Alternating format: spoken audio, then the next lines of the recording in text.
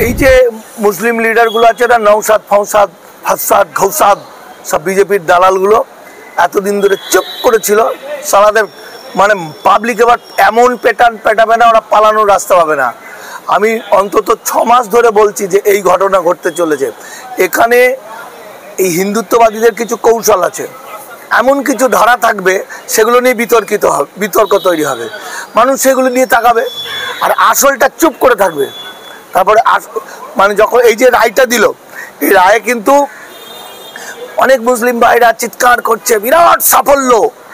আরে বিরাট সাফল্য না, 90% তোর ওয়াকফ সম্পত্তি গভর্নমেন্ট নিয়ে নিচ্ছে, তোর মক্তব, মাজার, মাদ্রাসা, গোরস্থান সমস্ত কিছু। তার কারণ এই ওয়াকফ আইনের মধ্যে সবচেয়ে ভয়ঙ্কর হচ্ছে ওয়াকফ বাই ইউজার, যেটা 1923 সালে ব্রিটিশ সরকার করেছিল। সেই আইনটা এখনো বাতিল হয়নি, সেই আইনটা লাগু হয়ে আছে। অর্থাৎ এই যে উমিদ বলে যে পোর্টালটা দিয়েছিল যে 6 মাসের মধ্যে এই রেজিস্ট্রি করতে হবে ইন দ্য সেন্স 1000 বছর আগে যে ওয়াকফ মসজিদটা তুমি করেছো তার দলিল দস্তাবেজ, 200 বছর আগে যে করেছো কে দিয়েছে, কবে দিয়েছে তার রেকর্ড।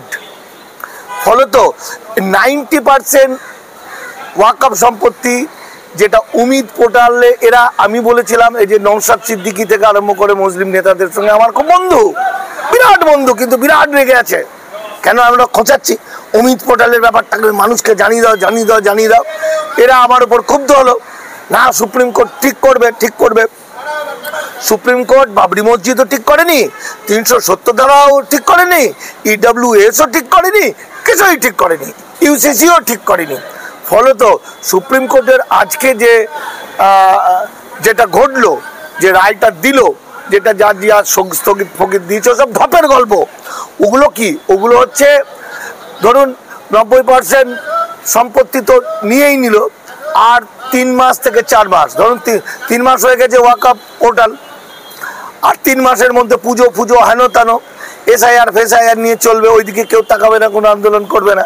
তারপরে বুলডোজার দিয়ে সমস্তটা দখল নিয়ে নেবে, কারণ ওটা তো দখলের জায়গায় চলে গেল গভর্নমেন্টের, আইনে হয়ে গেছিলো। এখন কোর্ট থেকে আবার মামলা মোকদ্দমা, এই নিয়ে কিছু বললো না, মানে রেজিস্ট্রি করতেই হবে, মানে ওই ব্যাপারটা যা আছে থাকলো, ওই দিকে তাকিও না খেপা, মানে হচ্ছে ওই দিকে তাকিও না।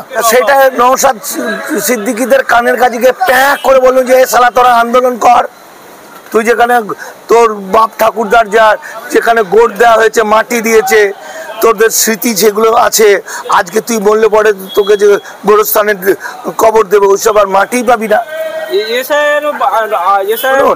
নওশাদ সিদ্দিকী হচ্ছে বিজেপি RSS এর লোক। 2027 সালে আমাদের দেশের কি বলে ডিলিমিটেশন হচ্ছে, সেখানে ডিলিমিটেশনে দেখা যাবে আমাদের আজকের হিসাবে 42টা লোকসভা সিট আছে, সেটা 18টা 17টা হয়ে যাবে। বাঙালির বার্গেনিং পাওয়ার থাকবে না, বাংলা হয়ে যাবে মণিপুর, নাগাল্যান্ডের মতো, আসামের মতো। এবং কেন না SIR 4.5 কোটির বেশি বাতিল হবে, তাহলে 7.5 কোটি থেকে 4 কোটিও যদি বাতিল হয় তাহলে 3.5 কোটি, তাহলে ভারত বাংলা শেষ। নওশাদ সিদ্দিকী মুসলমানরা যাতে আন্দোলন না করে, সেটা মুসলমানদের ওরা RSS প্রচুর টাকা ফান্ডিং করছে। এই সময় নওশাদ সিদ্দিকীর মতো কিছু লোককে নিয়ে এতদিন আমরা হিন্দু মুসলমান এক ছিলাম, এবার নওশাদ সিদ্দিকীর পাল্লায় পড়ে এখন হিন্দু মুসলমান সব বিভাজন হয়ে যাচ্ছে। এখন মুসলমান বন্ধুরা আমাদের কেউ আবার কটকট করে তাকাচ্ছে, বুঝতে পেরেছো? মানে বিভাজন করার জন্য নওশাদ সিদ্দিকীর মধ্যে কয়েকজনকে নামানো হয়েছে, এবং নওশাদ সিদ্দিকী এখানকার বেশ কিছু বহু হাজার লাখ মুসলিম যাতে কাগজের বানান ভুল থাকার কারণে বিপদে পড়ে, মানে বিপদ মানে কি, প্রথমে ডিটেনশন ক্যাম্পে থাকবে, তারপরে মামলা মোকদ্দমা করে ঠিক করতে গিয়ে বাড়ি ঘর জমি জায়গায় সব চলে যাবে। এটাই হলো নওশাদ সিদ্দিকী চাই, পেটাও শালাকে। পাবলিক যেভাবে মারবে তুমি জানো না, জনগণ নওশাদকে দেখলে, একটা ইয়ং 30 বছরের ছেলে, যার আগুন খাওয়ার স্বভাব হওয়া উচিত, সে গণ আন্দোলন দেখে না যে এই বয়সী ছেলেরা কিভাবে মানুষের জন্য লড়াই করে, আরো বেইমানি করছে। পুরো বাংলাকে, বাঙালি ওয়াকফ নিয়ে কোনো মানুষকে বুঝতে দিল না, ওয়াকফ শেষ।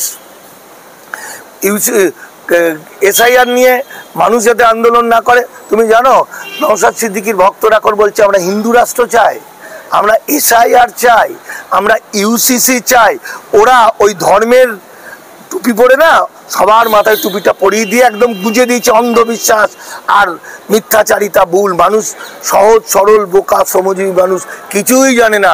তারা ভেবেছে গুরুদেব নওশাদ সিদ্দিকী বলছে, আর নওশাদ সিদ্দিকী কথায় কথায় বলে আমি ল মেকার, আমি কি বলে, আমি আইনসভার সদস্য, ল মেকার।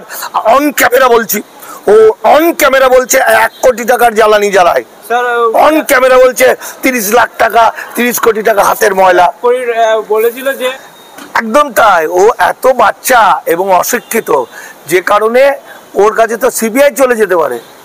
যে ও অন ক্যামেরা যদি প্রমাণ করতে না পারে যে ওই 1 কোটি টাকার জ্বালানি, 30 কোটি টাকার হাতের ময়লা, 30 কোটি টাকা যদি হাতের ময়লা হয় তাহলে সিবিআই সিআইডি চলে যাবে, এনআইএ চলে যাবে, হিসেব দে। আর যদি বলে যে না ওটা আমি মিথ্যা বলেছিলাম, তাহলে অন ক্যামেরা তুই যত কথা বলেছিস তোর ভক্তরা যা শুনেছে সব ভুল শুনেছে, মিথ্যা শুনে। তুই হলি পাকা গুরুদেব জিনিস, তুই বাংলাকে ধ্বংস করার জন্য বিজেপির হয়ে কাজ করছিস। ওগুলো বড় বড় ভাষণ, ওটা শিখেছে অশিক্ষিত মূর্খের দল।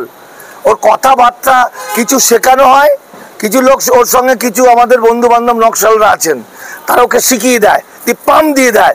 ওকে পাম্প দিয়েছে, ও বেলুনের মতো উঠছে। ও জানে না বেলুনের পরিণতিটা কি হতে পারে। প্রথম হচ্ছে মানুষকে ভালোবাসতে হবে, বড় বড় ভাষণ দিলে হবে না। তুমি যত বড় তত সাধারণ তোমাকে হতে হবে, তো তাই তো। আর ওয়াকফ নিয়ে মুসলমানদের মসজিদ ধ্বংস, তার মানে কি? আর নামাজ পড়তে পারবে না, আর আজান দিতে পারবে না, আর একত্রিত হতে পারবে না, গোরস্থান শেষ, তার মানে আর মাটি পাবে না। ফলে এই ভয়াবহ বিপদের মধ্যে নওশাদ সিদ্দিকীর দিকে প্রশ্ন করা হয় যে প্রমাণ করতে পারবে না, প্রমাণ করতে পারবে না। যদি প্রমাণ করতে পারে তাকে কোর্টে গিয়ে প্রমাণ করতে হবে। যতদিন প্রমাণ করতে সময় লাগবে ততদিনে তার ঘটি বাটি হয়ে যাবে। আসামের বেশ কিছু লোক যারা ভিক্ষা করে এখন মামলা চালানোর জন্য, এই পাড়েরই মুসলমান, 1947 সালের আগের দলিল দেখিয়ে আনসার আলী মন্ডল, আমার ভাই, মানে আমাকে ফোন করে দাদু দাদু বলে, 8 মাস ডিটেনশন ক্যাম্পে ছিল, তারপর 6 লাখ টাকা খরচ হয়েছিল তার বেরিয়ে আসতে, মানে নাগরিক প্রমাণ করতে। তারা ভিক্ষা করে। তারা বলেছিল পশ্চিমবঙ্গের এক নেতা আছে নওশাদ সিদ্দিকী, ও বলেছে কোনো ভয় নেই মুসলমানদের, দাদু আমরা কলকাতা যাবো ভিক্ষা করতে। আমি বলেছি ওর বাড়িটাকে আমি চিরিয়ে দেবো। গৃহমন্ত্রী, আমাদের গৃহমন্ত্রী, তিনি আবার ডিটেনশন ক্যাম্প প্রত্যেক রাজ্যকে বলে চিঠি দিয়েছে ডিটেনশন ক্যাম্প বানাতে। কি উদ্দেশ্য ডিটেনশন ক্যাম্প? একটা সহজ উদ্দেশ্য হচ্ছে 1952 সালের পর থেকে যে সমস্ত উদ্বাস্তু ভাইরা, মানে কেউ এখন হয়তো এমএলএ, এমপি, ডাক্তার, মুক্তার, ব্যারিস্টার, ক্যালেস্টার বা বড় বড় শিক্ষিত মানুষ টানুষ হয়েছে, যেগুলো বুঝতে পারছি না। হ্যাঁ, আমরা সমাজটাকে এই যে সুজন চক্রবর্তী, এই যে অদিত চৌধুরী, এই ধরনের মানুষগুলো, এদের আইন হয়েছে যদি তারা শরণার্থী পোর্টালে আবেদন করে, নিজেকে শরণার্থী বলে দাবি করে, তাহলে সে ভারতে থাকতে পাবে। তার ভোটার কার্ড, প্যান কার্ড, আধার কার্ড, পাসপোর্ট থাকবে না, তাকে ওয়ার্ক পারমিট দেবে।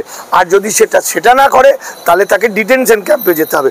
মুসলমানদের শুধু ডিটেনশন ক্যাম্পে যেতে হবে না, মুসলমানরা তো মামলা মোকদ্দমা করে কিছুদিন, কয়েক বছর পর তো বেরিয়ে আসতে পারবে, কিন্তু উদ্বাস্তুরা আর বেরিয়ে আসতে পারবে না। আইদার পোর্টালে আবেদন করো নতুন আইনে, অথবা শরণার্থী হও রোহিঙ্গাদের মতো, অথবা তুমি হবে কি বলে তোমার ডিটেনশন ক্যাম্প।